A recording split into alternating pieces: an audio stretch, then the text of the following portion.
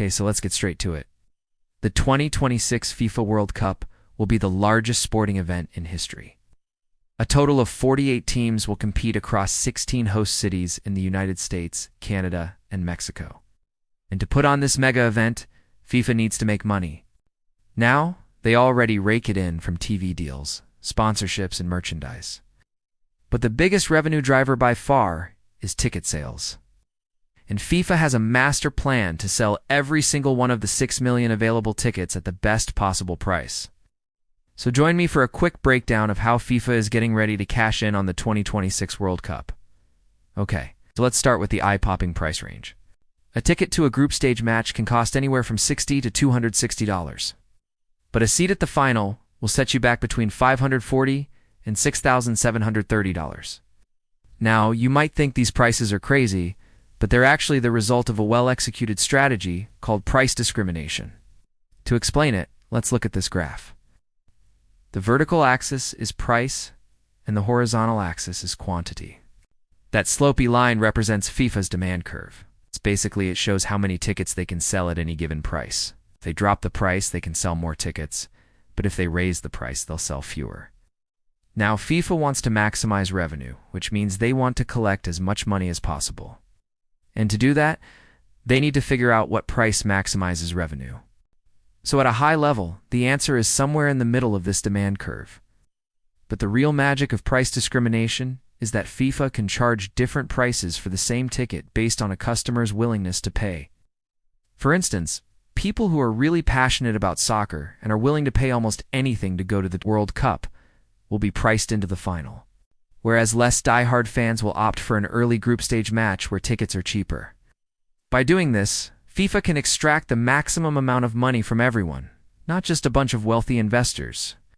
This is why they take such a massive cut of every resale. And the next question is, how does FIFA figure out who should get a ticket?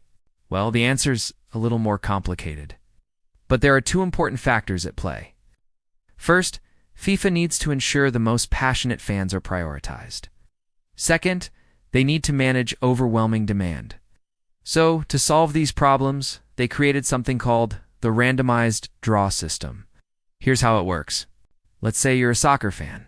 To get a ticket, you need to register, request a certain number of tickets, and enter a lottery. Now, if you're selected, great, you've revealed your preference and intent. You're a high willingness to pay customer, and FIFA knows it. On the other hand, if you're not selected, it doesn't mean you don't want to go. You just weren't randomly chosen. So FIFA offers you a spot in a later phase when they are trying to sell less desirable tickets. By implementing this lottery system, FIFA can accomplish two goals. They can identify their most valuable customers and manage overwhelming demand. This way, they can prioritize true superfans in the initial sales phases and cater to more casual fans later. Speaking of phases, let's talk about them, because FIFA has meticulously planned a multi-phase approach to sales. And each phase targets a different segment of the market. The first phase began in July and was designed for superfans. These are the people for whom the World Cup is a bucket list item and are thus less sensitive to price. After all, if you're willing to spend thousands of dollars on travel, accommodation and time off, an extra couple $100 for a ticket is not that big of a deal. So FIFA prioritizes these inelastic buyers in the early phases. Then comes the group stage draw in December, which is like Christmas for soccer fans. The full schedule is revealed, along with the group breakdowns, and this is when the second sales phase begins. Now, more elastic demand enters the market. People who only want to see specific teams play, and those more focused on saving money, will now request tickets. This way, FIFA progressively sells tickets to more price-conscious fans throughout the phases. And finally, as the tournament approaches, they open the resale platform to control the secondary market. With this strategy, FIFA can squeeze every bit of revenue out of the market. They sell high-demand tickets to superfans at a premium, and less desirable tickets to casual fans at a discount. Okay, so this is the master plan. Let me sum it up for you. FIFA uses price discrimination to maximize revenue. They use the randomized draw system to identify high willingness to pay customers. And they implement a phased approach to target different customer segments. By the time the dust settles, FIFA will have milked the global soccer market for every penny it's worth. No scalper or reseller will be laughing all the way to the bank. All that money is going directly to FIFA.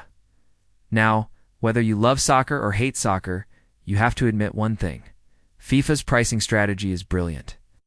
This is textbook microeconomics in action, and on a global scale, this is just fascinating. Right, that's it for today. Thanks for watching. Subscribe, and I'll see you next time for more global economics.